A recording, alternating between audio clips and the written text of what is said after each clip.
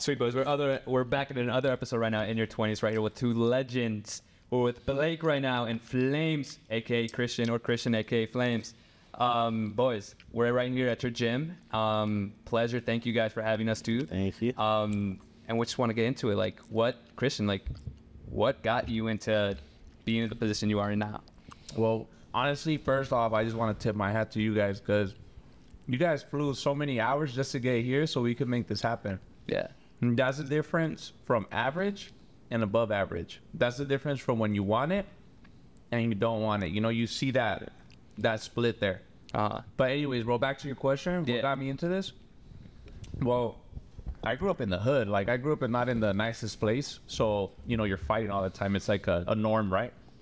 Not scared of it or whatever. It's just something you do, and it happens to happen. So I was running, I don't know, one day through my neighborhood, and I saw this guy running too, which was a Marine.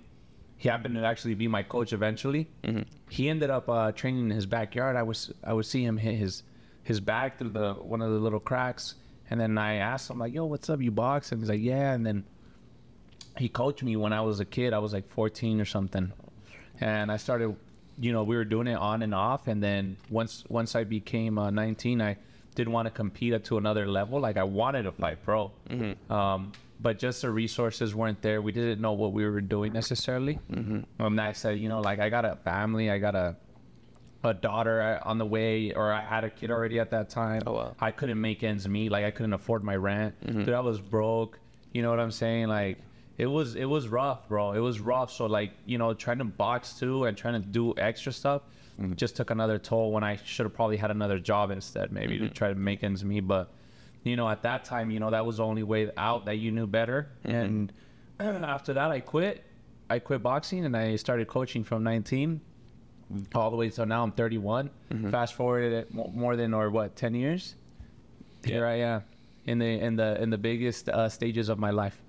So in the process, right, when you were 14, entering high school, and you began boxing, what was it like during school? Like, how did you like school? What was it like while you were boxing and maintaining school? You know, school is crazy out here. Like, in certain areas, depends on where you live. Like, I know Blake's from Minnesota, and he'll tell you his thing right now.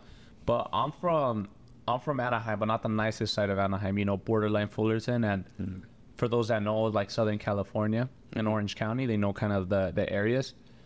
You know, you grow up in when I grew up, there was gangs. You know, I know it's probably not like a thing as much anymore, and I know they still exist, but there were gangs, and you grow up fighting. You know, you grow up fighting and going to school. Like, if you didn't get along with certain people, you fight. So that's how it was. But I remember ultimately there was this the reason why I wanted to become a better fighter or something. There was this time when I was 12 or 13 years old. I was 12. I think I was going into like 8th grade, but it was a summer vacation.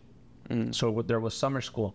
Now, at this time, there were budget cuts within the district. So what they did is they grabbed the junior high kids and the high school kids, and they merged them together. They said, we'll throw them in same classroom for everybody. Yeah.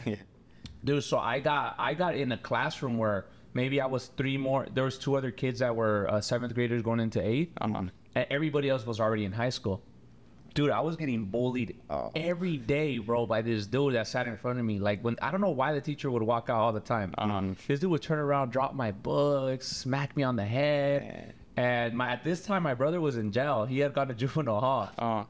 Jonah? Jonah, yeah, it was my older brother. He fought pro and everything. Oh, damn. Yeah. Really so good. I was like, Really good. dude, like, what do I do? And, you know, you can't be a rat. You can't snitch. You can't do all this and that.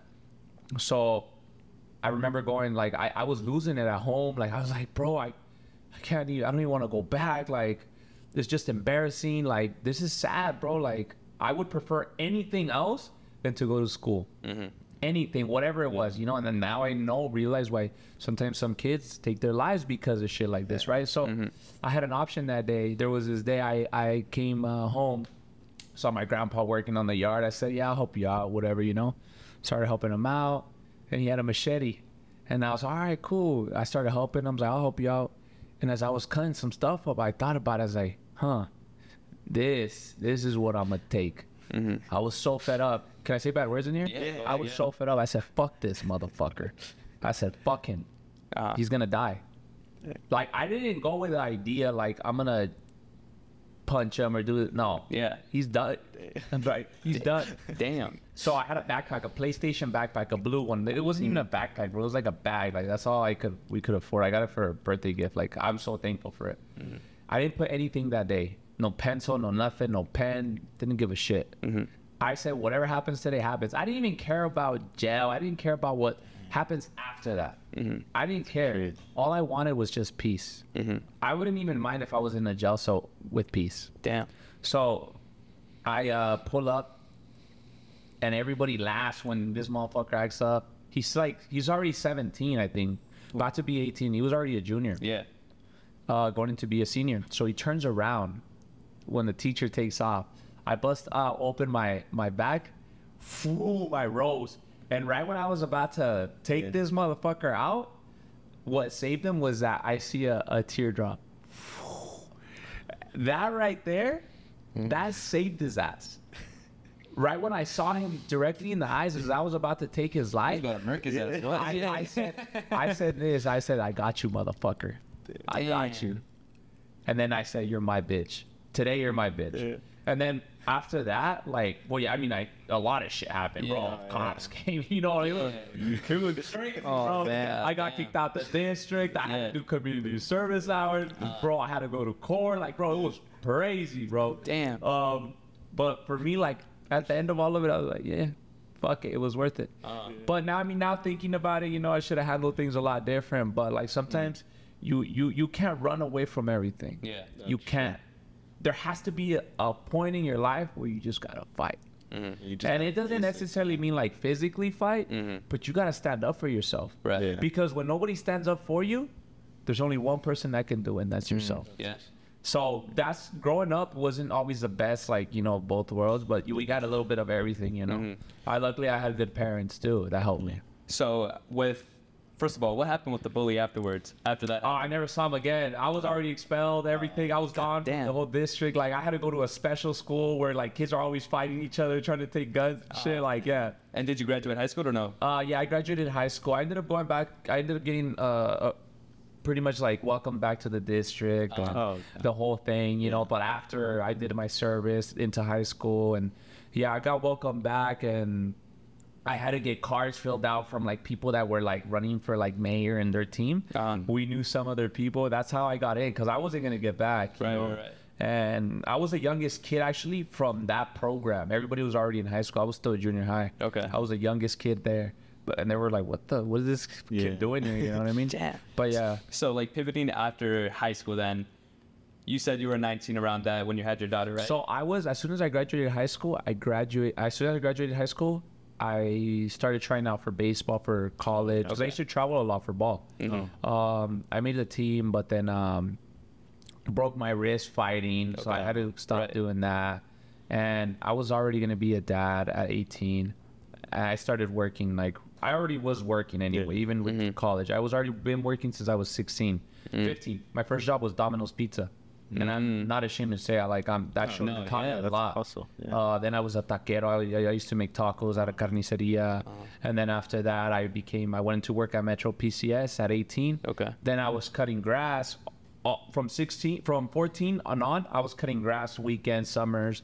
So it was always, the landscape was always in my blood. Right. 18, cutting grass again. And I fucking hated my life, bro. At 18, 19, like, I quit college like at 19. I said, fuck this. I don't need this. I was going to school for business. I looked at everybody. I was like, everybody here's stupid. Like, these mindsets are so young, so weak. Like, come on, man. Like, and then I look at the professor trying to teach like business, like trying to give you advice. And you're like, dude, you're fucking teaching this. Like, what are you doing here? Like, you didn't make it. Yeah. Right? It's like, I just can't. So I started doing my own thing. And I remember we have a landscape business. I started doing sales like when I was like 20. I told my dad, hey, I'm gonna quit. Like, I don't want to work with you anymore, because I quit Metro PCS. I started working with him, and he was like, damn, man, like, he's gonna quit. Like, this is like, we have a little business, like 3 guys, we're cutting grass at homes, at this and that. He's like, oh, how much are they gonna give you? I think at that time minimum wage was like $8 or $9, and I think they were gonna give me like 13 or 14 bucks, something like that. So for me, it was good because I could afford to live. I could afford my rent. I could afford it. My kid was already born. And he's like, all right, look, I'm gonna give you all I got. Like, this is like, I'm gonna put money from my pocket. You know, he had a job too. And I said, yeah, all right, let's do it. He's like, you're gonna do business. You're gonna just go get customers. Mind you, my dad needed about 25 to 30 grand to keep the business alive, or else he had to go bankrupt. He had asked people, hey, you know, can I get a loan? Can you guys let me borrow? Like friends, family. Nobody gave him a fucking dollar. There was one family member, and I don't even need to even say who it was, because I don't even want them to feel like, you know, they made it on here. But that one family member, that's not my family members, a family member. They were waving, hey, I got the 30 grand right here, like a carrot in front of a rabbit, right? And then my dad was like, oh shit, yeah, let's do it. Like, what do you, like, how much do you want from the company? Literally, I want 50%. So, but my dad's like, at that point, like, fuck yeah, like, let's go. Like, who cares at this point, you know? They never gave him the 30 grand, bro. The first month that I did sales, I hit 20,000 in sales revenue, right? We probably took home like 10 grand, kept the business alive. The next month I did like 40 something to 50,000. Damn. By the end of the year, I converted a company that was a $100 company, $1,000 company, into a super $1 million business. And we went from fucking a broken truck that we always had to fix to trucks that were used. Then after that, as the years went by, brand new trucks, brand new fleet, buying tools that are now $50, $100, $200,000 trucks, X, Y, and Z. Because of that business is how we have this gym, is how we have all of our other businesses. That's how we have a ranch, how we have, like, you know, that's how we've been continuing to grow. But that's just me sharing. But I never once I gave up. And all within then, I was always like at nights, dude, till like 1 a.m, I was training fighters, bro. And I got to a point where I was like, dude, why are these fighters, they come, they fight like 10 fights and they leave. Then these guys fight. And then I was like, damn, bro. I'm like, what the hell? And then I had my first pro when I was like 23, 24 years old. And I would keep them undefeated. And then they would just quit. Damn. So I was like, what? Like, why are you guys quitting? And then I started realizing, like, bro, you can't rely on them to make you. And that's when the flame grew. That's when I said, fuck that. Like, I need to find a name for myself. I need to find something that I love. Like, I need to build me. Like, because when these fuckers leave, I got to be able to sell. You know what I'm saying? I got to be able to hold my shit together. So, like, oftentimes you look at, oh, like, fighters. Oh, yeah, that's the fighter. Oh, yeah, that's his coach. But I wanted to feel where, like, this is the flame. Those are his fighters. Like, dude, flame is... When you're going up against the flame, you got to be careful. That's what I wanted to feel, that energy. So then I said, like, I got to come with a name. That's where my name on Instagram is Flamin' Hot Mitts. Everybody calls me the Flame or Flame. And the way I got Flamin' Hot Mitts, you can only imagine. Flamin' Hot Cheetos. I love hot Cheetos. Bro, I was like addicted with anything I could eat it. Did you ever know how I got my name? Yeah? No?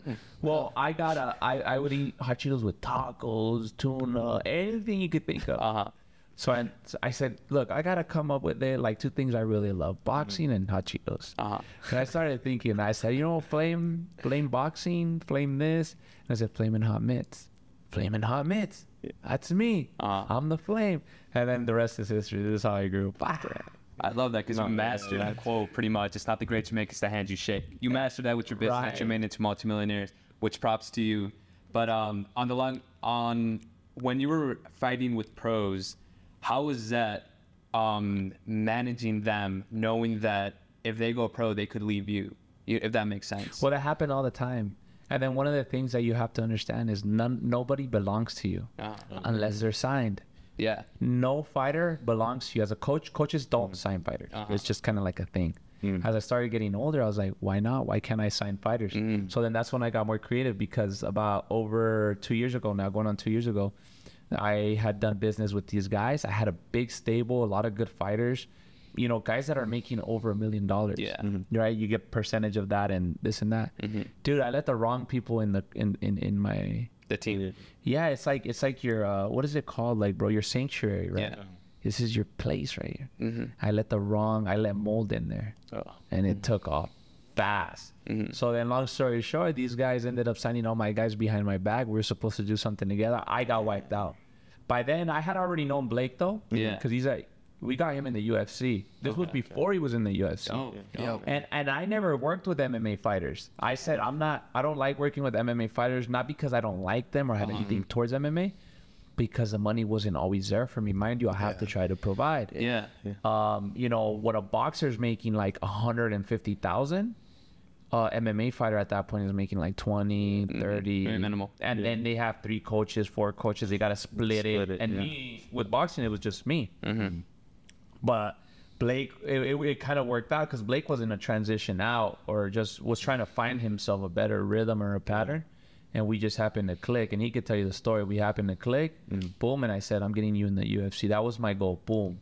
So, like, even though we won fucking titles, we beat this dude, that dude, I wasn't satisfied. I said, not until we're in the UFC and not until we win a fight in the UFC.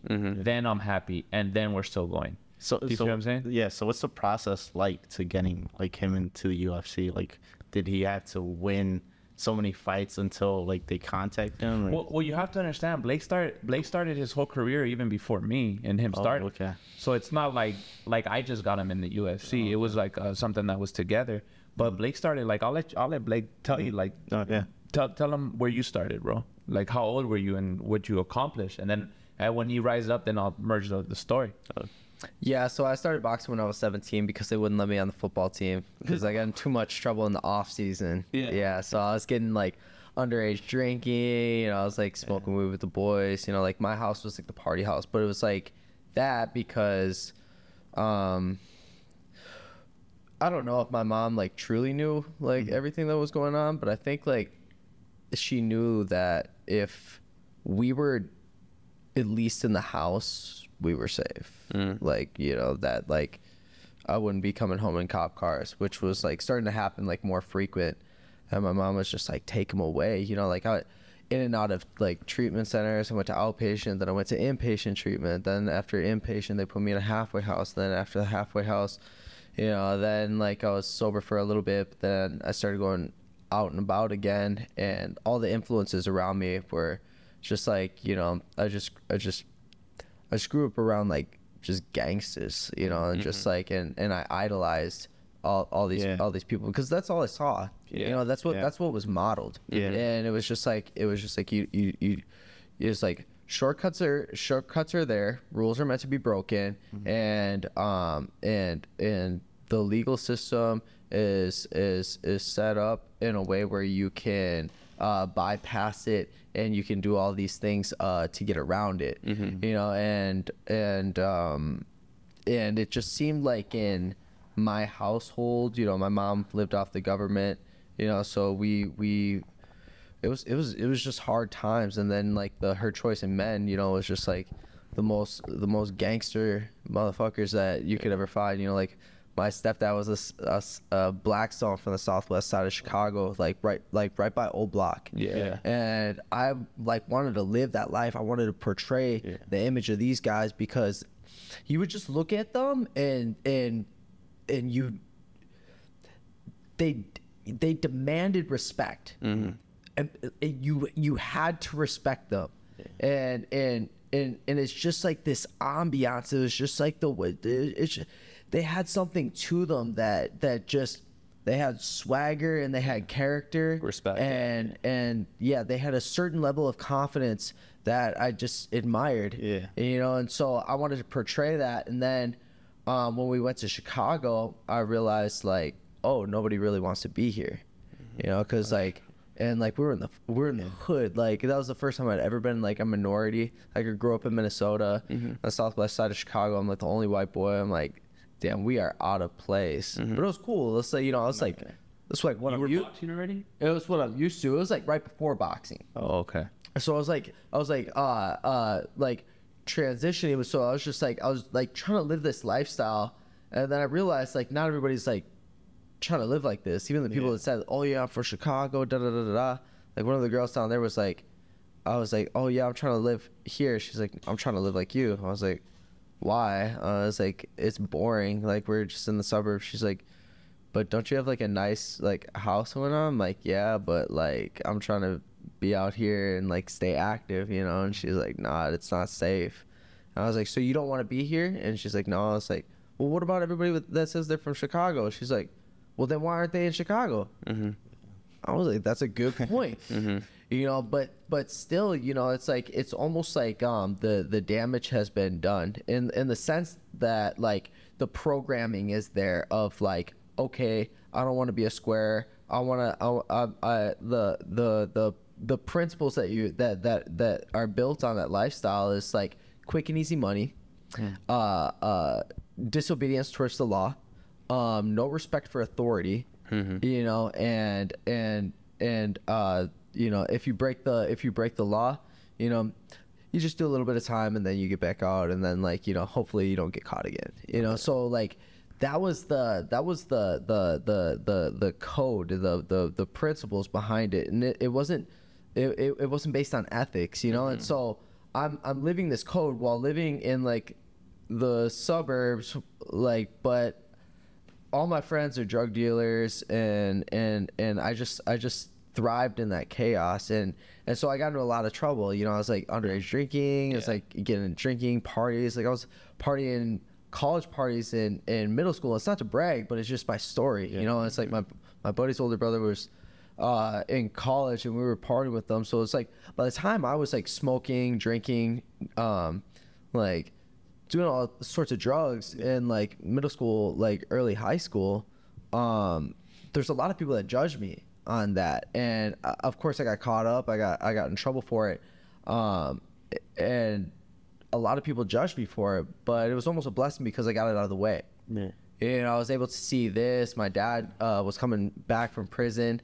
and I would stay up all night, and I would watch fights in my mom's room, and I just loved it. I loved like how strong these people were, and I just wanted to be strong, because just like him, you know, it's like getting picked on and bullied. It, you know, when you realize that it's like it's just you know. My brother said he had my back, but he never did. Wow, you know, there's so many people that said that they were gonna vouch for me, and they never did, and it was always the closest people to me, like you know, mom, this teacher's, you know, literally physically abusing me in 4th grade. And I said, oh yeah, we'll do something about it. Nothing gets done.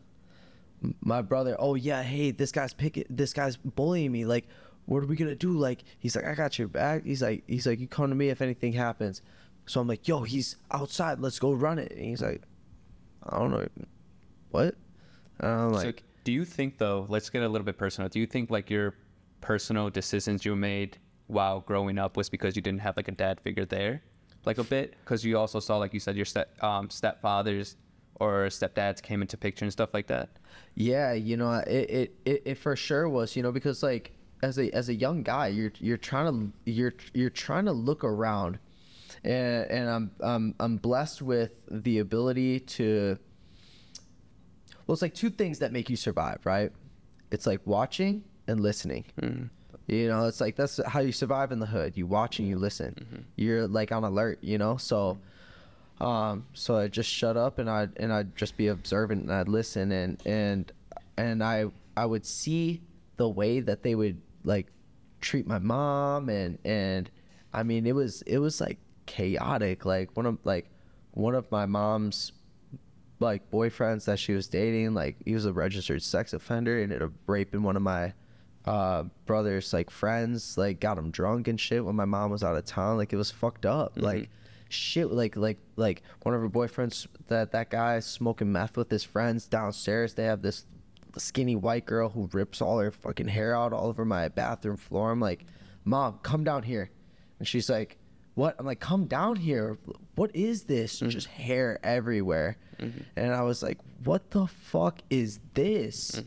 And I was like, and I had smoked weed at the time, so I knew that you smoked it from the top. Yeah. But they were smoking from the bottom. From the bottom. Yeah. So they're smoking a little pookie pipe. Yeah. And I was like, yo, like what, like who are you letting in the house? You know, and no fault of my mom. She was just a kid raising kids, and somebody who had lack of love, that was trying to find it in all the wrong people, right? You know, and she wanted to provide for everybody. You know, she wanted to bring my dad back so he could be there for us, but it was just like kind of a flop house, and it was just chaos. It was like this all the time growing up.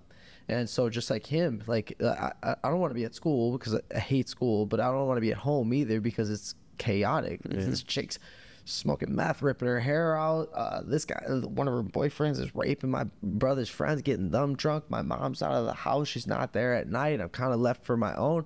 I'm not doing good in school. Like fucking my dad's in and out. He's bad alcoholic. Every time he comes back, he's abusing my mom and me and my family. And like, you know, it was just chaos. It was like this growing up. And so I got jumped by like 13 people. My brother said that he would have my back, and it was outside of my house. And I was just like, and it was from a guy that like I put up in my house. I fed him. I let him have his girlfriends come over to my house. You know, it's like swim in my pool, like do all these things. And I realized like even your closest friends will turn your back on you. And the people that say that they're there for you might not be there when you need them. So you better fucking get good at defending yourself, and you better be able to back things up when you say you can. And I didn't even do anything. Like he was just like, hey, what's up? I was like, what's up? He's like, nah, G, I don't like the way you said that. Damn. I was like, so what? What are you talking about? He's like, nah. But it was him and his friends. It was like 13 of them circle me. The guy that I'm with dips out on his bike. So much for having a homie that has my back. You know, his brother's in juvenile. You know, his brother would hop though if it was time to jump. You know, nobody had my back, and so I'm going through this, and then there's this kid in high school. And his name's Manny Contreras Jr. He's a fucking menace. This kid was just like, you know, I'm like all high and shit with my buddy, like getting hot lunch, and he's like, excuse me, and we're like, what the fuck? He's like, hey, fuck you, man. He's like, oh yeah. He's like, what you gonna do about it? And my buddy's like, I'm gonna fuck you up. He's like, all right, bet. He's like, I'll meet you out at the blacktop over by the baseball field. He's like after school. It was like that all smooth. I was like, who is that guy? And he's like, oh no, man, but he's always talking shit. I was like, are you gonna fuck him up for real? You guys gonna fight? He's like, hell yeah, fuck that motherfucker. He's always doing shit like that. And I was like, all right. And so I'm high. We go out. And Jason's like known for being a street fighter. And this Manny kid that cut him off in the lunch line, like he would instigate shit on purpose. Yeah. Like he would do that shit all the time. And so like we meet out back, and this Manny kid, he walks up, he's like 6'4", fucking looks like a weirdo, but he's Mexican, Native American, and German. And then this motherfucker pulls his shit off. He's got a wife beater under, and he's just got this tight fucking guard, and he's just tall as shit. He's like, all right, you ready? And fucking and Jason's like, my buddy Jason, who got cut off in the lunch line, he's like, hell yeah. And Jason's swinging on him. Boom. He's just like right here. Boom. Damn. And boom. And I was like, damn, this dude's fucking nice with it. Yeah. He looks like he just came from fucking prison, bro. And Manny's right here. Boom. And just sticks him with the hard right. And it's in Minnesota in the wintertime. Oh, that had it. Boom. You just see him get blasted. Boom. Throws a big haymaker. Backs up. Jab. Boom. And sits him down. Damn. And I was like, oh, shit. I go, oh, fuck. I go, Jason's getting fucked up. You should have just let his ass by in the lunch line, bro. Good Jason. And so Jason gets up, and Manny's right here, and Manny's just like hopping like a boxer would in the corner, like in a ring, like when they're giving him a standing 8 count, and he like does this stutter walk towards him, and he's like, boom, boom, touches him with the right hand. Body, left hook, right cross, sits him down again, bro. Damn. Breaks his nose, but pop both blood vessels in his eyes. Like, bro, he was lighting him up. And he's just sitting like this, hopping around, waiting for him to get up. He gets up, and Manny comes here, hits him with a body shot, drops him, double jabs him, right hand, uppercut, left, right, like it was like watching Lomachenko. Like you're just like, and these shots are like, Oh, damn. like in the wintertime, just cracking, and like, oh my god, I'm like, Jason, here's a lighter, put it in your fucking hand. And he drops it, and he's just fucked up, leaking. And I was like, and he fucking goes, swings one more time, and Manny just pulled back, boom, boom, dropped him, and that was it. And I'm like, Dang. fuck you, motherfucker. I'm like, you're fucking fighting me now. He's like, what? Nah, fuck that. And he's like, that's what your bitch ass gets for fucking talking shit. Da da da da da. And like saying that to my friend, I was like, no, you fighting me, motherfucker. Fuck that shit. And he was like, what? And I was like, yeah, come do something, bitch. Bah, bah. I hit him, and he fucking comes in to grab me, and I put him in a head and arm, threw him over my shoulder. I yelled to the crowd, I'm like, what y'all want? What y'all want? They're like, Bows. So I'm in mount. I just start hitting them with some fucking elbows and shit. Fuck. And then next thing you know, bro, I'm like, hey, no, I'm like fucking feeling myself. And next thing you know, he grabs me. We start rolling. And he takes my back, like in referee's position. And I was like, oh shit, this dude's gonna start fucking me up. Oh no, I'm so tired. Low key, you know? But I was like, I looked like the man for a little bit. And then he was like, hey, I don't want to fight you. I was like, to get the fuck off me. He's like, hey, I don't want to fight you. I was like, to get the fuck off me, pussy. And he pushes me, and he kind of starts walking away. I start walking away. I was like, oh fuck, I'm glad he didn't start hitting me. God He would damn. make me look real Y'all became friends after that, no? And yeah, those two got suspended. I saw the lady, the hall monitor, and she was like, what were you doing? I was like, nothing. Me and my boy dipped out. I didn't get anything. And yeah, Manny and him got suspended. Dang. And I felt so bad. I was like, fuck, bro, I shouldn't have done that to him. But he fucked with my friend so bad. But that's how you got into boxing, though. Oh, okay. Yeah, so that's that's how you get. Manny got back from suspension, and his homie in school put me up against the locker. He's like, yo, what the fuck? You fucking jumped my friend? I was like, no, what the fuck? I was like, you fucked up Joe Brownsville. That's your boy, too. What the fuck? He was like, and then another homie broke it up, and then I was like, fuck off me. And he was like, this like gangster ass like Mexican fool, and I was just like, and he's like, you're gonna see. I was like, oh fuck it. I was like, let me talk to him. And so when Manny got back, I seen him. I walked up to him. I was like, hey man, and he's like, oh. I was like, hey bro, hey, I just want to say, I'm sorry, bro. I was like, you really fucked up my friend, bro. Like, bad. And I'm not gonna lie, that was the most technical street fight I had ever seen in my fucking life, bro. I was like, I'm so sorry, but you beat my friend up really bad. I'm like, can you forgive me, bro? He's like, yeah, we cool. I was like, for real? He's like, yeah. I was like, bro, how'd you learn to box like that? And he's like, oh, we're just on the east side of St. Paul. I was like, how long you been boxing for? And he's like, like 6 months. I was like, 6 months? What the fuck? I was like, do you think I could get that good in 6 months? He's like, yeah, of course. And I was like, do you compete at all? He's like, yeah, I'm number 3 in the country right now. I just won the Silver Gloves, and I just beat the number one guy in the country. I was like, shut the fuck up. And he's like, yeah, I swear. And I'm like, you just beat the number one guy in the country. You're number 3 in the country. He's like, yeah. And I'm like, can you bring me? And he's like, yeah, of course. And I was like, bro, I'll drive, I'll fucking do whatever. And he was like, all right, bet. And then turns out he was the next door neighbor to my best friend, Ben. Damn. And so I'd go over to Ben's house, Ben's new place. Ben's always moving into new places. I go over to Ben's house.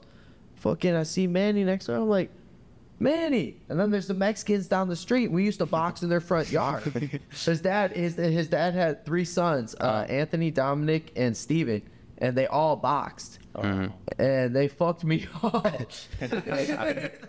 I started, I didn't know anything. But so when you found the love of boxing, right? How did you transition to the UFC? Because I know that's another ballpark. So I boxed for like a year at that gym with Manny. Me and him would be the first ones there and the last ones to leave. Every day.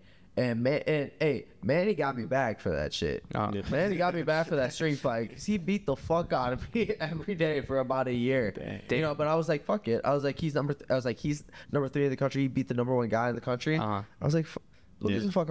I'm sparring with the best. Yeah. And he was like, and he told me, and he would always give me little things. He'd be like, hit with these knuckles. Don't listen to any of these motherfuckers. He's like, you only listen to me. And he's like, we're the first ones here. We're the last ones to leave. He's like, if you're sparring, you only spar with me. And I was like, why don't you want me to spar with other people? He's like, look, man. He's like, if they go too hard on you, he's like, it'll take your spirit away. And he's like, in spirit for a fighter is everything. Damn. He's like, you gotta have the fighting spirit. He's like, so if somebody goes too hard and takes it out on you, it's gonna diminish your confidence. And he's like, and also notice this. He's like, every day that we're in here, we're getting better. And he's like, and you're going to be getting better, but you're going to be the last one to notice it. He's like, everybody around you will notice it. That's true. But you won't notice it. He's like, so you're going to see all the hours that we're putting in, and it's going to seem like we're not doing anything. He's like, but you're going to be getting better. Trust me. Just by being in here, you'll be getting better just from watching and listening. So Manny was like more like a mentor to you along those stages. Manny was a mentor. Manny was my hero. Bro, I looked at him like, because like, you gotta understand, like, if you have nobody to look up to and nobody like to, I was always looking for that father figure. Always looking for like a big brother, like a homie who had my back. And Manny fucking kill anybody. Manny, we're leaving the gym, and Manny's like, hey, check this out. I'm like, oh, bro, please don't. Yeah. I'm like, I know he's gonna do some stupid shit, and he's like, takes out his AirPod and starts flicking it like this because he's seeing a dude on the stoop, and he's like, hey man, hey, let me see that pod. And he's like, what? And he's like, let me see that pod, cuz. And he's like, hell no. He's like, what? And he's like, I said, hell no. What the fuck are you gonna do about it, bitch? And he's like, oh shit, cuz I was just wondering what time it was. You know, like, shit, wait, where y'all going? And me, I'm like, oh, we're just going over to his stepdad's house, and they hang out, have a little bit of food, and you know, just dumbass shit. He's like, Blake, don't fucking talk to him. He's like, let's go. Yeah, but he was trying to fight the guy. Right. Oh, yeah. He knew that he was gonna evoke a response out of the guy, and just like he was trying to fight him. Yeah. You know, so it's like this. I'm like, how does this motherfucker have so much confidence? Right. Like how did you make that transition though? You were already boxing, you're competing. How did you get into MMA? Yeah, so well, I was at the gym for a year and it was good, but Manny one day was like, hey, let's do takedowns. I was like, all right, bet. Okay. And I was starting to spar a lot better, starting to be slick, sharp, good ring IQ.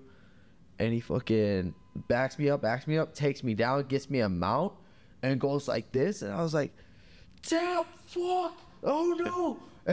And he's like, pushes me and like gets up. I was like, oh my God. I was like, bro, if he fucking got a mount on me, I was like, standing up, I'm cool. Yeah. But if I get taken to the ground, I'm a guppy. Yeah. Like in shark water, bro. I'm done for. I have no idea what I'm doing. So after a year of boxing, I felt pretty good, but I wanted to learn more. And a few guys hit me up and they were like, yo, there's this new gym, they have Muay Thai, they have this and that. I was like, no way.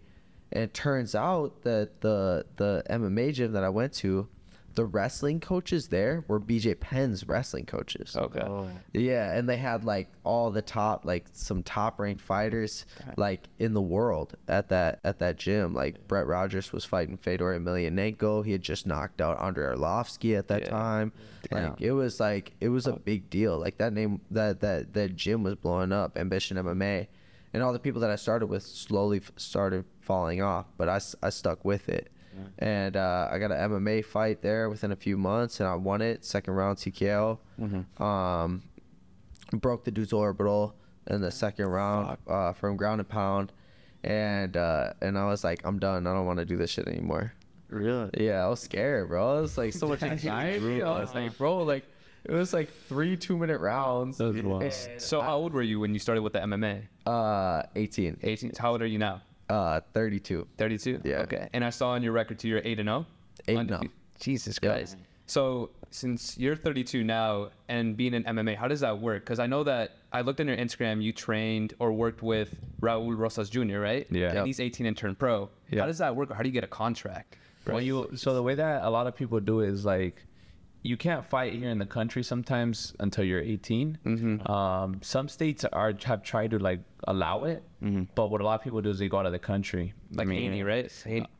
Yeah, like Haney, he went to Mexico. Yeah. Same thing with the Rosas family. They go to, He started when he was like 16. yeah, a lot of the like Chavez Jr. and them, they start when they're young, like 15, 16, because they allow it. Commission allows it. So everybody goes and picks up their fights there. Right when they turn 18, then they come back and boom, it's like we're ready. You know, a lot of these guys that were sleeping on these kids, they were actually training, fighting, competing. They're seasoned already by the time they come here, and boom, they're already competing at the highest level. You know, so they don't rest. They continue. Yeah. So I was gonna ask, like, so you started at 17, right? With boxing and stuff. So do you think there's an age limit to like you're too old? Like, well, I just Blake was with me like 2 years ago or a year ago. When we had a fighter that was 49 years old. Wow. Before he was 50, he wanted to fight pro. Oh. I think he was a few days before his birthday. We went out, we had a fight, and he won in the 3rd round by KO, TKO. Damn. And that was it. That's all he wanted, just one more fight, and that was it. So do you think like There is no age limit. there's okay? It's up to you. Okay. It really is up to you. Like, it's like, you know, is there an age limit to your dream, you know? The one who sets that is yourself. So how does that higher caliber find you? Like, do they contact you, or how does that work? It's hard because, like, you have to understand, like, first you have to build a resume. Yeah. Nobody wants to work with you unless you have a resume. Even amateur coaches. Mind you, I would go train people that were like 40 plus years old, 60 years old, at their home with little money in my pocket, just so that I could learn how to teach people, learn how to hold mitts, learn how to instruct better. I remember people wouldn't even give me a job at a gym to be a coach, nothing. So you have to build. You have to finally get one kid to trust in you, make that kid good, then that other kid good, and then you have a winning team, and then you get a pro, and then you have another pro, and then you have a winning staff, and then you start building recognition. You know, this fight game is really small, even though it's worldwide. It's small in the sense where, like, once everybody belongs to certain places and everybody knows of those regions, who's there, it's like territories, you know. Then once you start building a resume where you have a better guy than another guy, then you win a title, small title, another small regional. Like, I climbed the ranks from the very bottom. I'm fighting in bars, I'm fighting in the worst of the worst. Like, you could even see a video I have up on Instagram, like, where I'm like in training and people in the backyard, bro. To like Staples Center, to Las Vegas, you know, Mandalay Bay, to Phoenix, Arizona on ESPN, on Showtime, and the list goes on. But like once you're good, you're always gonna shine. It doesn't matter how dark it is. When you're great, you will always shine, and you will light up the whole fucking place. I love that. It's amazing. And also too, with like, you also trained with the Chavez family, like Cesar Chavez and Jr. And the dad is why I worked with him the senior. Right. So like, when you're working with them, how does that work? Like, do you work on your contract with them, or they're just like, hey, like, yo, Flame, just come with us in this fight and help us train? Or how many coaches do that? Well, we're in a professional game. It's very different. You know, like when you're an amateur, it's kind of like, you know, verbal contracts. And it's like one of the biggest mistakes in fight game. It's a lot of verbal contracts. Once you get at those levels, it's very specific. Like, it's all in paper, and it's like, hey, you know, this, how much do you charge? And I mean, when you're brand new, you're like, oh shit, how much you want to give me? Do you know? But then after that, you know your value, and you're like, I charge 15-20% of the purse or whatever it is, right? Depends on what you do. If you're managing it, 30%, whatever. So yeah, in situations like that, percentages. So, you know, if a fighter's making over $1 million, you're taking 20%, 15% of that, whatever you guys agree on, you know? Right. The thing that happens is a lot of these fighters, once they, you know, you're grinding with them when they're not making shit, and then all of a sudden they're making a lot of money, then they just want to pay you like a regular, like if they're making like, let's say, I just an example, $1 million, they want to give you 10 grand for the fight you just did. And you're like, fuck that, dude. Like I was starving with you when you didn't have shit. Like, how are you just gonna feed me like that, bro? When it comes to that, bro, I leave. I don't care about the money. I really don't. Like for me to have gotten to this point, like it's a lot of fucked up shit has had to happen to me. But like I always say in Spanish, el dinero lo hacemos, no nos hace. You know what I mean? Which means that, you know, we make the money, we don't let the money make us. That's very important. You gotta hold yourself to that. Doesn't matter how good the situation is. Like, nah, fuck that. I don't work with people like you. Be loyal to yourself. Always. There's a lot of, believe it or not, there's a lot of unloyalty to oneself. You know what I'm saying? Yeah, like you're sell out. You sell yourself out. Yeah, for example, like the Ryan Garcia, like how supposedly he said that all his coaches left him after the conference of the fight. Like I kind of felt bad. I was like, dang, like Oscar de la Hoya left him, and instead of staying with him after the loss, like fighters are product, bro. They're not. The thing is, and I get a lot of heat for saying the truth, but he's, you know, like. Fighters, they're not humans. They're product. Like, how much can you bring me, and how much time, how much money do I gotta put in you so you can make me that much money? You're no longer good, then I grab you and I feed you to the dogs coming up, and then once you're done, get the fuck out. That's it. It's a circle of life. It continues to go. You're in, you're out. You're in, you're out. The ones who stay here forever are like managers, coaches, promoters. Those are the ones that still stay. These fuckers just got one chance, one life, bro. That's it. And me, I've gotten in trouble. I've had good fighters, good opportunities, but I tell these guys the truth, like, yo, they're trying to fuck you, bro. Don't do it. And then the manager calls me like, why are you opening your mouth more than you should, bro? Boom, they take the fighter from me, you know. But it's fine because, like, at least I was always loyal to myself, to my team, and I wasn't a sellout, you know. I love that too. And I want to get back to because Julio Cesar Chavez is an enormous name, a great name. Legend. How was that connection, or how did you guys actually meet together to, you know, fight a couple fights and train with the son? Because I know that it's on your Instagram. You were with him. Well, I worked with the son. That's who. You sparred with the dad too, right? Well, not smart. Yeah, I moved around. We've worked on things and stuff like that. You know, technical skills are great, man. But we started, of years ago. I don't know. It's probably been, I think it's like 4 years ago. Oh wow. 4 or 3 years ago, something like that. We started working together. There was a coach in Vegas that was coming out here because he needed to work. He needed some extra work. I don't think he had enough work at that time. So he came out here. We started working together. He already knew Junior. Junior came out here. We worked. We talked. We started working. We trained a couple times. Junior liked the way I worked. This coach couldn't go outside of the country and stuff like that. Well, we had a scheduled fight in Mexico. We were working with Junior. I took him out to fight in Mexico, and then ever since then, that's where we built our relationship in the ring, you know. And it was just being friends with another coach. There's too many like coaches that are haters, but we became closer as it went, and yeah, it's cool. It's a cool relationship. It's different. Like a lot of people look at it from like outside and they talk shit. That's the first thing they're gonna do is talk shit. Like, you know, the first thing, what shit could I talk on? Not like, dude, like, congrats, bro. Like, I'm really genuinely happy for you. And they start judging this. Oh, boy, have you seen this? Have you seen that? It's like, bro, have you seen what he's done for me? Have you seen like how good of a human he's been to me? Have you seen like how my life has changed? You don't see that shit. I love that too, because like I saw also you also train with Rolly Romero. Yeah. And he gets a lot of hate too because he opens his mouth supposedly. Sure. But I feel like he actually is a good fighter too, you know, as a whole. Just the same thing you say, like the Chavez family also like were respectful. They say a lot of stuff about them. They're respectful. And I agree with you on that too as well. And I admire that too. I just want to pivot a little bit too and fast forward when you met Blake and how did that collaboration? Well, I think I was on my way to Mexico. We were fighting for a title.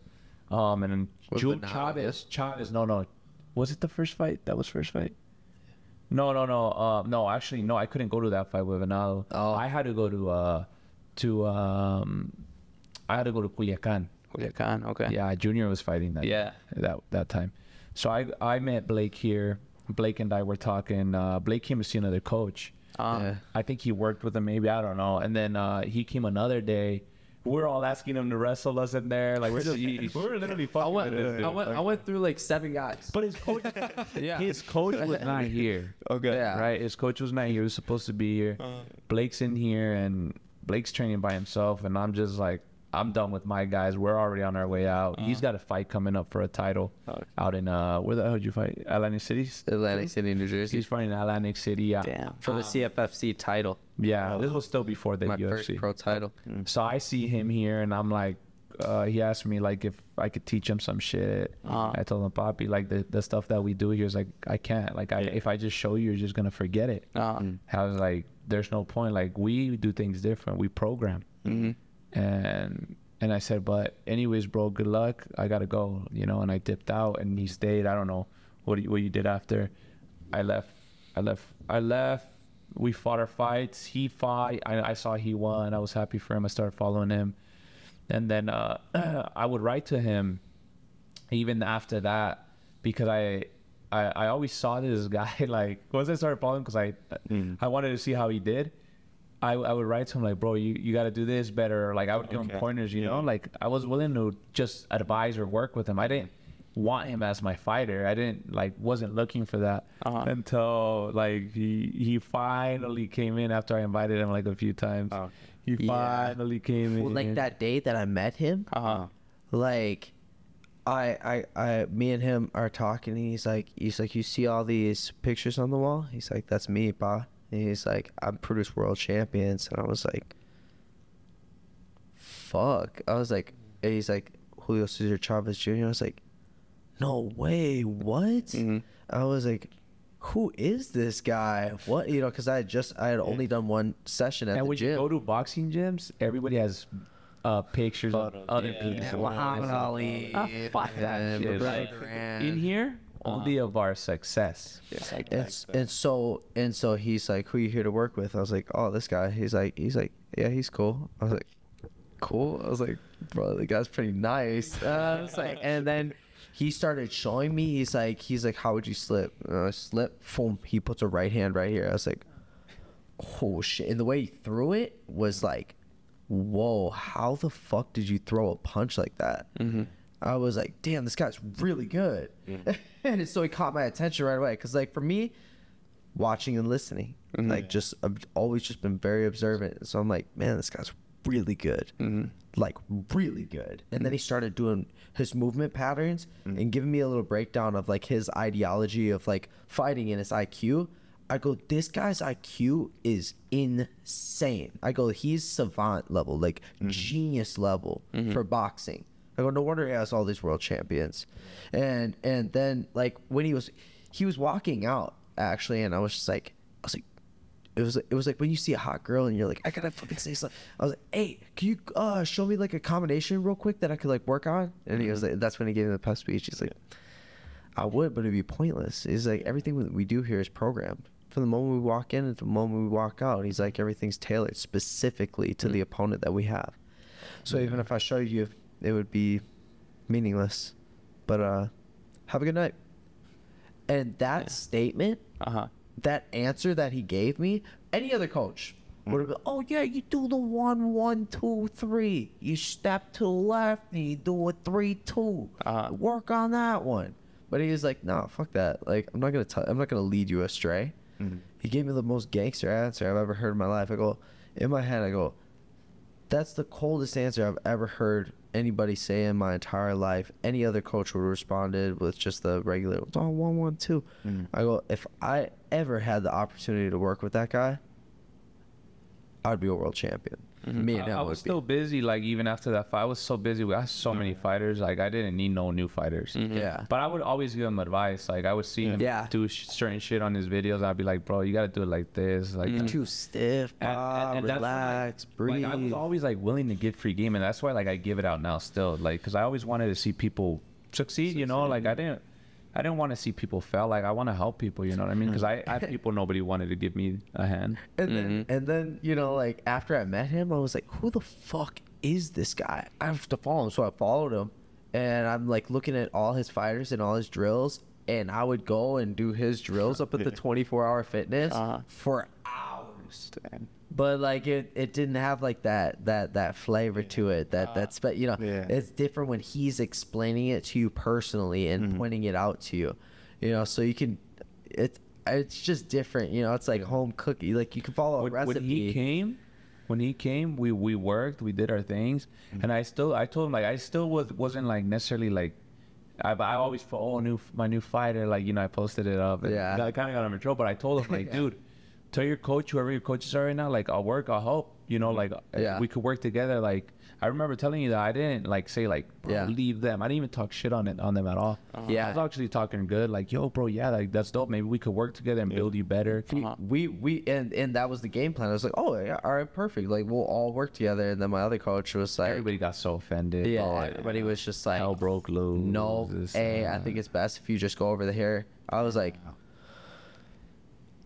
What? Like, I just did one session with them, 2 sessions, but I didn't tell my other coach I was gonna go because I already knew the answer. But I had been wanting to work with him so badly that I was like, "Fuck it." One day I was in my kitchen. He hit me up. I was like, "Yeah, I'm down to work. Let's do it." And he's like, "Gym 3:30 today." It was 1. I was like, "Oh shit." I was like, "All right, fuck." I was like, "I better be prepared." So I like got my mind right, went there, and we absolutely killed it our first session. You know, I think he saw the potential in me, I saw the potential in him, and I felt like in 2 hours of focused technical work, one-on-one, I felt like I had learned in that 2 hours what I had learned in the past 2 years. Bro, I was getting I was getting text messages, calls, like, what the fuck are you doing, Flame?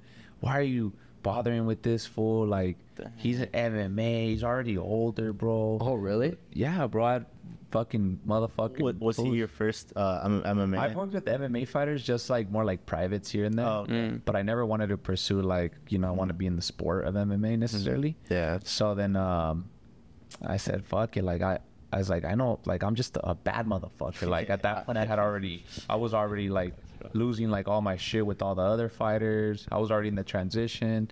And I said, man, I get this fool in the UFC.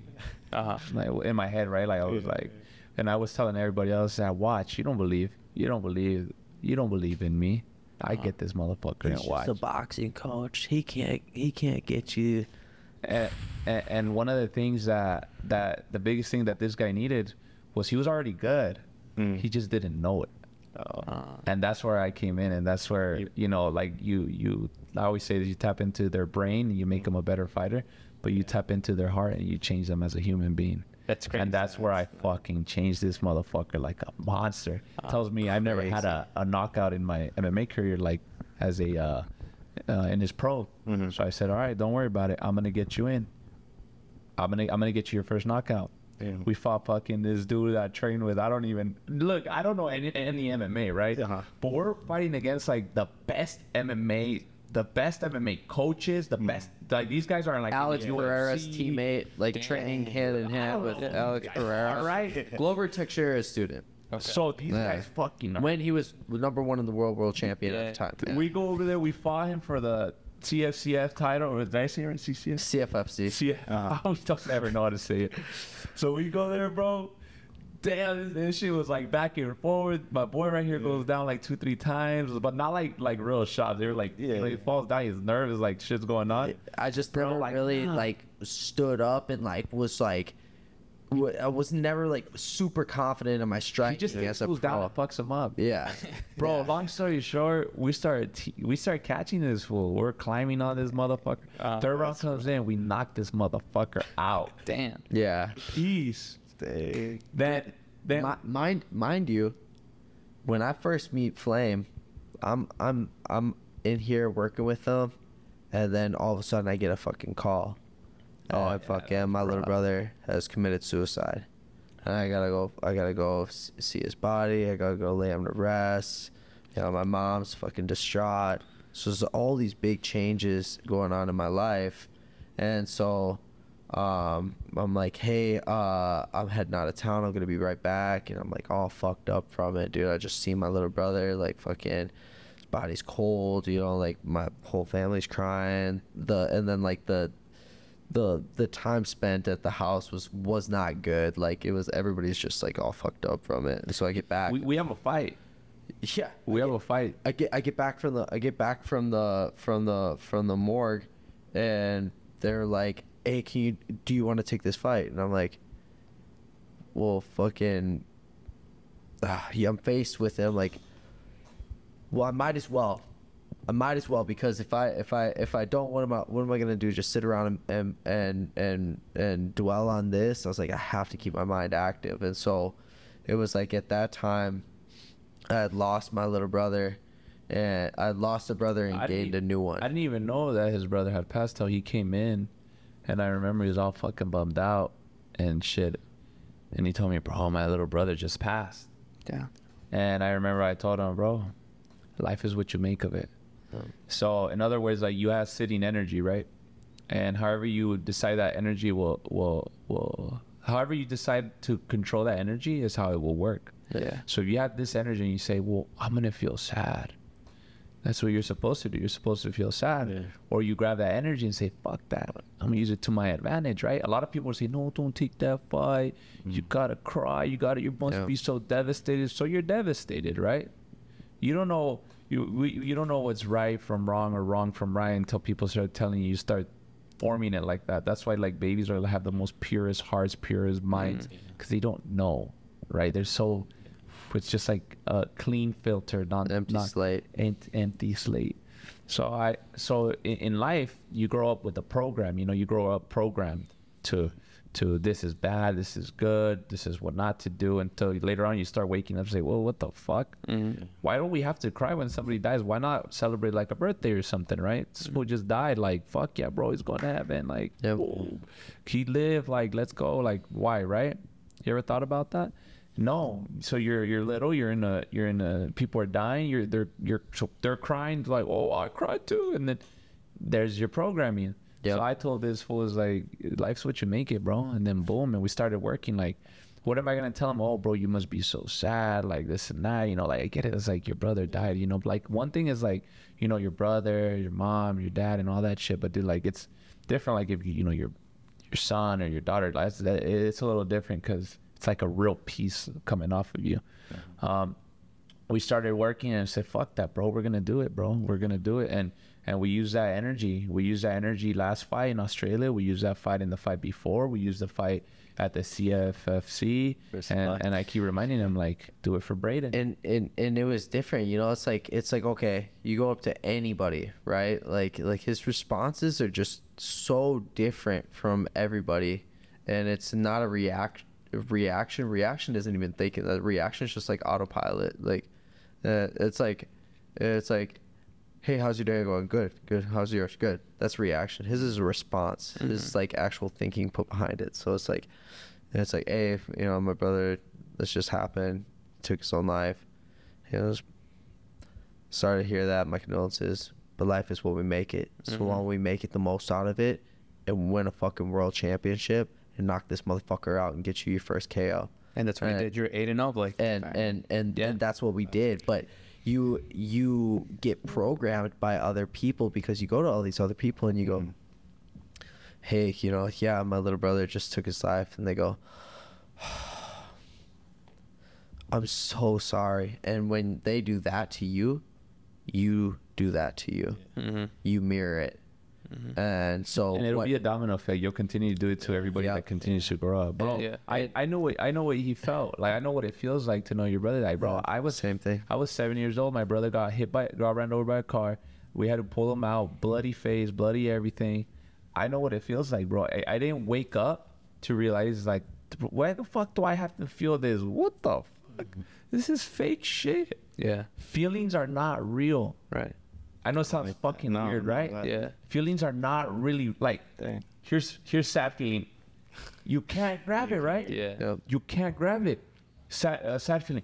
Oh, you can't. It's not. It's not doing shit to you, right? Right. It's how you handle the energy. That's what the outcome will be. And so I go to him with this. He gives me that response. And life is what we make it. And I'm like, fuck yeah. And so we get out here, and he's like, all right, work on the bag. And he goes, Poppy, relax. He goes, smile. And I was like, I thought I was killing it. Tense, hitting the bag. Oh, like, yeah, I'm showing him. And he's like, relax, smile. And I'm like, what? And he's like, smile, enjoy it. And he's like, we gotta enjoy ourselves when we're doing this. We get to do this. Love your job. Love it. Have fun. Yeah, boom. Be loose. Afterwards, smile at it. Yeah, that's right. Boom. And immediately, just like the body language changed, the mindset changed. Whap, whap, whap, whap. He goes, that's it. And the way that we got in the UFC, we were already getting invitations like, hey, fight this guy, but like 1 week notice, fight that guy, another week notice. So we're like, man, what the fuck? Like some bullshit fights, right? So they finally hit him up for the Contender Series. He's already won 2 championships. He's already fucked up a lot of other dudes that were really good. They call him up for the Dana White Contender Series. 1 ticket, 1 man takes it, maybe 2. Damn. Because it's not guaranteed. You're not even guaranteed if you win. So we're fighting Alex Morgan, right? He's training. His coaches are what the hell is that? Faraz Zahabi. Faraz Zahabi, which trained from TriStar Gym, George St. Pierre, Carlos Condit. Yeah. But I'm in boxing. I'm like, who the fuck are these guys? Like, I'm like, I got hair now. 60 cheese, baby. You know, I'm like, nah, what up, live, you know?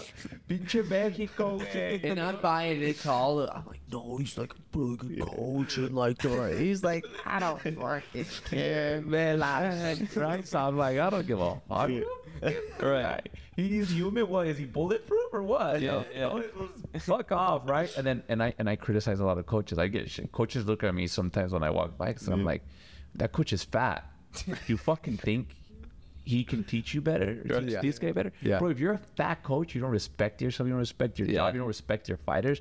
I always say, like, dude, if you were more loose like me, aerodynamic, where you could move around, you could probably do better combinations. Maybe you could move a little bit better. Maybe you could teach your guy better, make him a better fighter. And guess what? Boom. So I look at coaches like, bro, this motherfucker don't even respect himself. You know what the fuck? Yeah. This fat dude, like, I don't care, like, if they watch it or the people around the world, you know, whatever. That's just how I feel about it. Yeah. So we're fighting this guy out, and I'm like, I got the perfect program. Like, I already know, like, this guy's done. This guy's fucking done. The same program that we had built in the gym, we go for that golden ticket, bro. It's like Willy Wonka, dog. Yeah. 1 golden ticket. So this is it, bro. I'm already like, I made a blog recently. We flew in. I had to fly back out. I had to go to work. This is before I dedicated full time to this sport. I'm barely full time in it right now. Yeah. Damn. I'm driving back from work all the way to Vegas.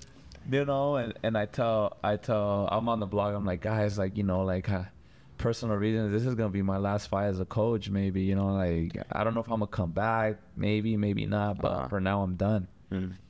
We're in there. Blake's like, where are you? Where are you, bro? We're supposed to be on the bus. I go up and I call him, yo, Blake, sorry, dog, I'm just not gonna make it, bro. So much shot, I just won't make it. Bro, we're about to leave to the Apex. You were fucking what? Like, he was like, what the fuck, probably. Bro, I already had such bad anxiety. And I'm outside the door. Damn. 60 cheers, baby. Let's go fuck this motherfucker up. I love it. Yeah. I'm like, yeah. Right? So we're all amped up. Everybody, mind you, everybody's also going because they got a fight too. So we go in this bus. Their coaches are down there. Oh, yeah. Easy fight, like in their fucking, I don't know what they're talking shit. I'm like, ahorita puto, you know? So nervous. You're about to see what's up. We're just smiling. We're in the bus, like, everybody's like, we're rapping. Like, so sad. Like, I'm like, bro, nobody died, chill. Yeah, everybody's like this. We go in there, we're the first fight, actually. Bro, we were the first fucking fight. Damn. We go in there as like, la verga. We were gonna, you know, like, that's how I talk. Motivate my dudes, you know. We're about to go to war. And then we go in there, we're doing our program. And same thing we worked on. It's there, bro. Take the shot. He already set him up. He goes, Blake. Cracks him on the head. This dude's going down. I thought you was gonna probably kick him in the face or some other shit. Yeah. But Blake just hops on him.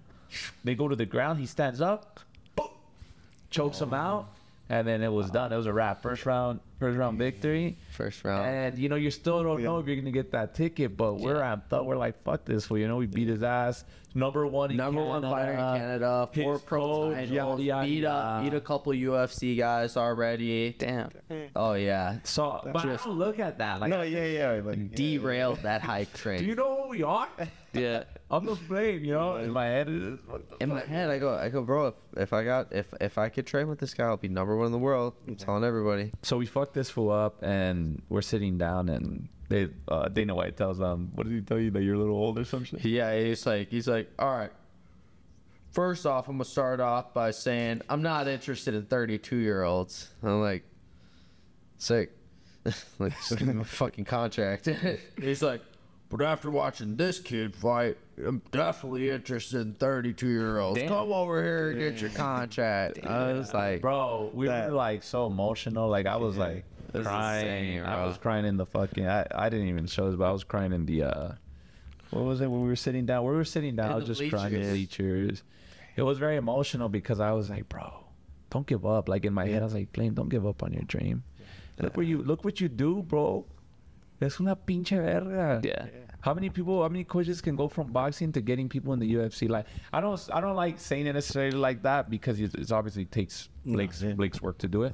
But when I say like, you know, like getting them in, like, bro, I did it. Like, no mames, with your first fight and you get them in the UFC, es un crack, way. Like, he was the secret recipe. Yeah, and you said a lot of people were doubting you, right? Oh yeah, and then like Everybody. But see, like I don't use like I don't let them get to me. Like when they say all that shit, it's energy, right? Yeah, And it's how you move it, bro. Yeah. So I use it in my favor, and then here we go. We fight in Australia. We go kick this guy's ass. This guy trains. His team is Volkanovski's team. Volkanovski's a world champion. Trains side by side with Adesanya. All these fights that we fought together at this point, we're underdogs, bro. This was gonna lose on the radio. This, that, everybody was about to get fucked up. Toma puto, you know. We come in there, we fuck him up too. Also in Australia, his hometown. Yeah, right in his backyard. A la verga, you know. But it's that attitude. It's like you gotta have that mindset, bro. This shit is all mental. That's why I tell you guys, like, even the people watching, like, if you tell me you want to do, you want to create your podcast, or you want to be a bodybuilder, you want to be this, or you want to do that. You quit after a year. You quit after it gets hard. You never wanted it. You don't deserve it, and that's good, because you were never meant for it. You know what I'm saying? So if you guys are doing this podcast and you guys give up in a year because you guys didn't make the money or do that, you never deserved it. And I'm glad you failed, because you deserve that, right? So, but if you give it all you had, every last fucking sweat and tear that you have in your fucking body, bro, you're gonna make it. I promise you, bro. You're gonna make it. And like he said, like you're never gonna notice like that you're getting better. Yeah. Even to this day, like it's not that I don't notice it, but like I'm still not satisfied. Do you see what I'm saying? I'm still not like not yet. I need more. You know what I'm saying? And that's when you become the baddest motherfucker alive. Yeah, the play for personal improvement has got to always be there.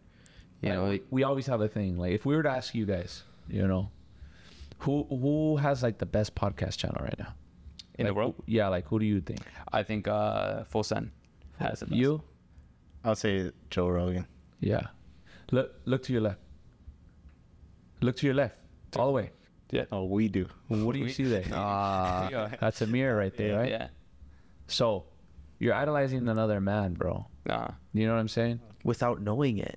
And that's fucking crazy to me. Right? Yeah. Now, do you think like as a fighter, if this guy doesn't think he's the best coach, like why the fuck would I want to train with him? If I don't think you guys have the best podcast, why the fuck would I want to be on this podcast, right? Yeah. Like why would I? Yeah. And left. And it's not that, bro. It's like, you know, we like giving opportunities. We were there one time, but we're waking up, bro. We're helping you guys wake up. So next time people ever ask you, like, who's got the better podcast, Papi, you're looking at them. The like fuck? that. Yeah. You know what I'm saying? Yeah, why would you go to anybody else other than me? Yeah, like, Yeah, bro, like how are you gonna sell me a fucking product? How are you gonna sell me this? But you tell me that guy has a better product than you. Yeah. That's true. Why? Like, don't, you know what I'm saying? Yeah, no. And that's exactly why. Yeah, and if it's full send, if it's Joe Rogan, why? I love that. No, And then better their best. Is it the people that they're bringing on? Is it the questions that they're doing? And once you start doing those questions to yourself and running those in your head and having that analysis, you like, it's what happens to us is like slowly fatal, because we go to other people and we ask for them to tell us who we are.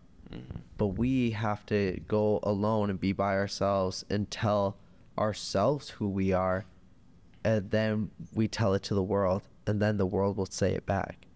You know, that's why, you know, my water jug, you know, UFC world champion, One of the hardest things to do. number in life, one of the bro, world. I believe it too. One of the hardest things to do believe it too. One of the hardest things to do in life, bro, is to love yourself. That's the hardest thing you can do, bro. But the easiest thing. And it's crazy because you're always paying attention to everybody else and you forget about yourself. And that's when the word like humble comes in, that I hate that word humble. Humble means like putting someone else before yourself. The definition of humility and being humble is having a low opinion or value of oneself. You can look that up. And it's crazy because it's like me put somebody else before me, you'll never succeed. Never, ever. You got to put yourself first. Prioritize yourself. That's how. If you want to fucking work, you got to show up. If you don't, I don't have time. Yeah. I'm the flame. I got to continue to go anyway. I'm pushing content out. I'm pushing this. I'm pushing now. I'm helping people. I want to help people. I want to continue to do this. I want to have a platform so big that I can reach across countries and help other kids in need. Give people a chance. Give people that one shot, that one golden ticket that they were always looking for. That's why I want to use my platform. This fucking money, yeah, it's cool. I get it. You know, it allows us to free up and give us freedom. I'm for it. But I have other things I want to accomplish in life. Yeah. But yeah, like you're telling us, you have a music label, right? Sure, a music label, Monarca Music. Yeah, it's just coming out, and it makes me happy, you know, being able to help people out. I think that's probably why also I'm a coach, because it makes me happy being able to help people out. I love that. I love that for you guys. Everybody has their own little itch to things. Yeah, that would be mine. And also too, just because I don't want to take more of you guys' time to wrap up, where do you guys see yourself in the next 2 to 5 years working together? I know you want to be UFC champion, take over, but what do you guys see your next steps to pivot? Well, I don't live in the future or in the past. I live in the moment, in the present. I guess that is your present, right? Like the song.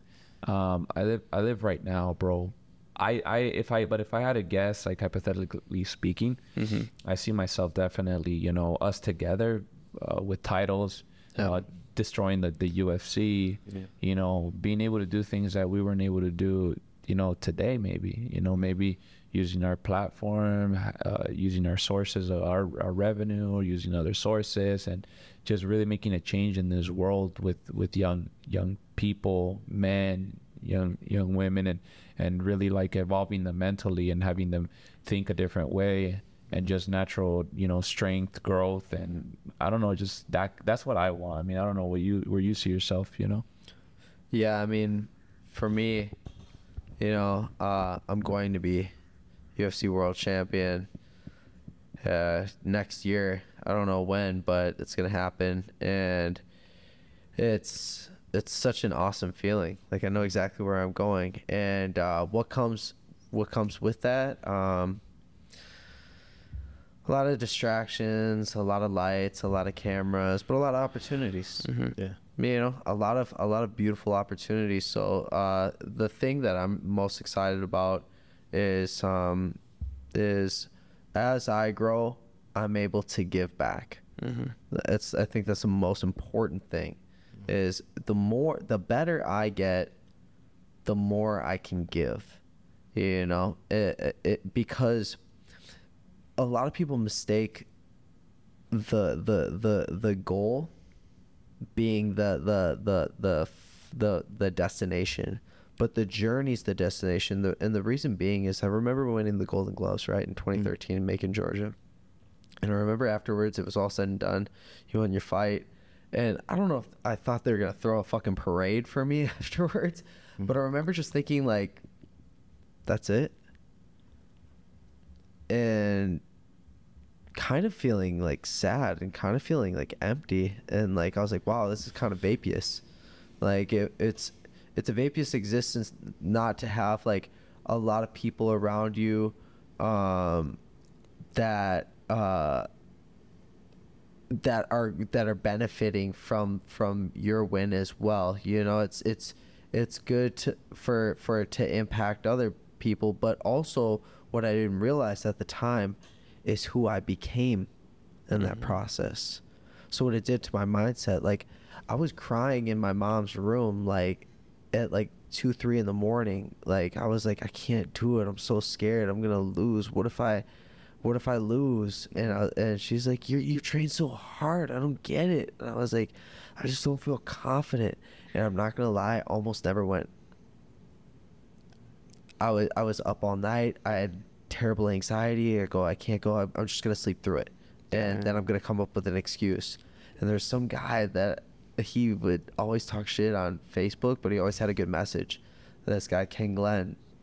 And I was like, Ken, he would say that I just got to go through with it. And I was like, oh my God. And so I was like, I'll just go to the gas station where I'm supposed to meet my coach. And if he's there, it's destined to be. And God had it that way. And we're supposed to go. I showed up an hour late. This guy waited at the gas station for an hour. And he goes, that's right, champ. Everybody said that you wouldn't go. Everybody said don't rely on you. Everybody said that you wouldn't make it. And everybody was the people at my gym. Damn. That's crazy. Yeah. Everybody, the gym that I had to run to 3 miles to with my gym bag around my neck to train and then run 3 miles back home. Because they weren't paying me while all the other staff members were robbing them blind. Damn. Those same people. And so when he told me that, and I was like, what? And he goes, yeah, champ, I believe in you. He's like, everybody said that you wouldn't do this. They said give up on you. They said stop believing in him. Leave it alone. He ain't worth it. But you are worth it. And God has a plan. And he's like, now let's go get these gloves. And I was like, bro, I'm so glad I did not sleep. Because who I became in that moment was a victor and not a victim. And it was somebody who, despite the fear, despite the anxiety, despite all the doubt that I had in my head, I still had just enough courage to take that leap of faith and just say, bro, every day you get to wake up and you get to choose, do I want to be a winner or do I want to be a loser? It's crazy, right? But winning happens in small increments, small percentages, little grains of salt. So every time you wake up, you have the choice, like, do I want to go work out? Do I want to go do this? Do I want to go, or do I want to sleep in? Do I want to not do shit? You have choices. You want to win or you want to lose. That's it. Simple, period. Very simple. So next time you catch yourself like, fuck, man, like about to lay down extra time, I want to win today. And I always say, winning is forever. I love that. Winning is forever. I love you guys. I love you. I love the message. Dude, because, like, I mean, I tell Pedro all the time, like, sometimes I feel lazy. And he always encourages me, like, dude, take cold showers. That'll, like, wake you up. Yeah, there's a lot of cool shit like that. Like, I mean, he's always sending me, like, motivational videos. Like, we send each other motivational videos all the time.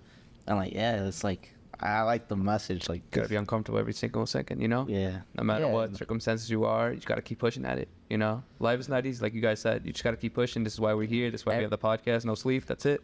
Everything you've ever wanted is on the other side of fear. Yeah. Everything you've ever wanted. That girl that you want to talk to, but you're too afraid to. Uh-huh. It's on everything. Yeah. The gloves that were there for me. Uh-huh. Can I get over my own feelings? Can I get over my own thoughts? Yeah. Can I get over other people's opinion of me? Mm-hmm. It's the fear. Yeah. What if I talk to her and I get rejected? Fear is just an illusion. Yeah. It's yeah. an illusion. Yeah. It's an illusion, dude. Yeah. All of it, right? Everything you've ever wanted that's Wake on the other up. side of the fear. Wake And if up. you just take that leap of faith, the whole world, the whole universe will shift in your favor. Mm-hmm. Watch. Love that. Wake up. So, boys, shout out your socials, Flame and Blake. Shout out your socials where they can find you. Yeah, shout them out. All right, so y'all can find me on Instagram at Flamin' Hot Mitts, YouTube Flamin' Hot Mitts, TikTok Flamin' Hot Mitts. I'm your favorite man alive. And yeah, other than that, I just want to say one shout out real quick to my family, my daughter. You know, the best thing that ever happened to me. My mom, my dad, everybody around me, everybody that was always part of the dream, you know, and that gets to share the same table with me now. Thank you all. And most importantly, the people that are out there, I always say this, you know, going through it, you're struggling, you're fucking catch yourself like, yo, you feel this way, that way, you feel like you're not going to make it. Well, fucking guess what? We're another story about, you know, how we are doing it. And that can be you too. And it starts right now. Smile, love yourself, look yourself in the mirror and remind yourself that you are special in your own way. So heart goes out to you. What about you, Bubba? Yeah, my ad is Blake the Builder, pretty much on all platforms. Instagram, Twitter, Snapchat, all that. I don't really use Snapchat, but Instagram, TikTok, and Twitter. And yeah, you know, life is really precious, and life is what we make it. And you know, right now there's a lot of mental health issues going on right now. A lot of people are confused, and in the end, what is right will be wrong, what's wrong will be right, and that seems to kind of be like what's going on right now. It seems like there's a lot of confusion and a lot of people fighting against each other, you know. But if there's no enemy within, the enemy on the outside can do us no harm. So if you're good within yourself and you love yourself and you're honest with yourself and you're really, really honest with yourself about who you are, and you go on that path of self-discovery and discovering who you truly are, and then you don't lie and you're just upfront and you can work on yourself, your whole world will flip upside down, because a lot of people don't know who they are. And so they ask other people to tell them who they are. Mm-hmm. And then they get told who they are by a bunch of different people and how they should feel. But nobody can tell you how to feel. Nobody can tell you how you feel, how you should feel, and how you should think. You know, so if you feel a certain way, you know, if you're depressed, you know, typically it might be a sign that there's some things that are going on that you need to change. Mm-hmm.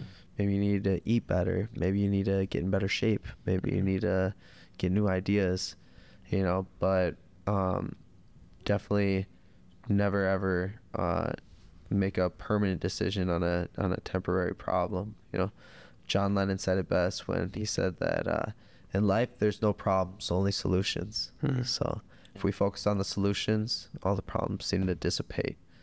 And you know, figure out exactly what you want to do in your life, and the people that you want to do it with. Write it down on a piece of paper and look at it, and watch your world unfold. Let's get it. I love you.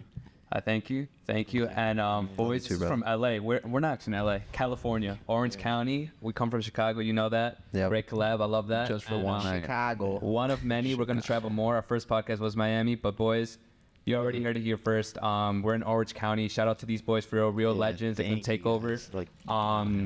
We'll see you in the next one. Shout out Yes, to sir. Southpaw Boxing Yeah. in Chicago. Shout out to these Shout out. boys.